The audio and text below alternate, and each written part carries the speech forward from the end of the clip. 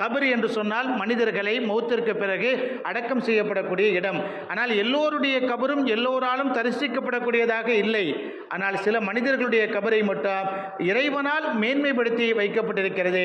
அத்தகைய கபர்களிலே புனிதமான ஒரு கபரு தான் நபிகள் நாயகத்தினுடைய அடக்கம் செய்யப்பட்ட இடமான மதீனாவிலே இருக்கக்கூடிய ரவுலா ஷரீஃப் என்று சொல்லக்கூடிய.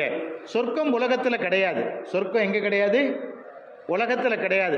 ஆனால் நபிகள் நாயகம் அடக்கம் செய்யப்பட்டிருக்கக்கூடிய இடத்திற்கு நேராக இருப்பது சொர்க்கம் என்று நபிகள் நாயகம் ஸல்லல்லாஹு அலைஹி வஸல்லம் சொன்னாங்க. அந்த இடத்திற்கு பேர் என்ன பேர் சொன்னாங்க? ரவுலத்துல் மிர் ரியாலில் ஜன்னா என்று சொன்னார்கள்.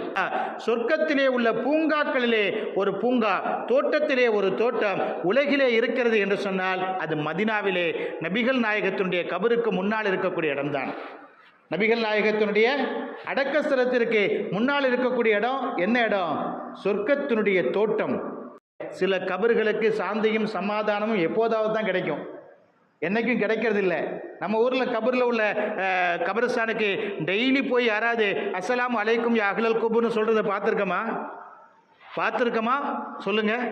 இப்போ நைட்டு 12 மணிக்கும் கூட அங்கே கூட்டமாக நின்று கொண்டு அஸ்ஸலாமு அலைக்கும் யா ரசூலல்லாஹ் என்று சொல்லக்கூடிய ஒரு கபர் இருக்கின்றது என்று சொன்னால் அது மதீனாவிலே இருக்கக்கூடிய நபிகள் நாயகத்தினுடைய கபரை தவிர வேறு எதுவும் இல்லை. நபிகள் நாயகத்தினுடைய கபரை தவிர வேறு எதுவும் இல்லை. விடிய விடிய அங்கே சலாம் சொல்லப்பட்டு கொண்டே இருக்கிறது. மக்கள் சாறை சாறையாக வரிசையாக போய் அஸ்ஸலாமு அலைக்கும் யா ரசூலல்லாஹ், அல்லாஹ்வின் தூதர் ஸல்லல்லாஹு அலைஹி வஸல்லம் அவர்களே உங்கள் மீது சாந்தியும் சமாதானமும் உண்டாகட்டுமாக எத்தனை முறை சொல்லப்பட்டு கொண்டே இருக்கிறது. அந்த இடம் அப்போ எவ்வளவு புனிதமானதாக இருக்கும்? நம்ம ஊரில் உள்ள கபருக்கு அப்படி போய் யாராவது சொல்லிட்டு இருக்காங்களா? இல்லை. அப்போ அந்த இடம் எவ்வளோ பெரிய புனிதமானதாக, சலாம், ஒரு இடத்துல நிம்மதி நிம்மதி நிம்மதி சாந்தியும் சமாதானமும் கிடைக்கட்டும் என்று சொல்லிக் கொண்டிருந்தால் அந்த இடம் எவ்வளவு புனிதமானதாக இருக்கும்.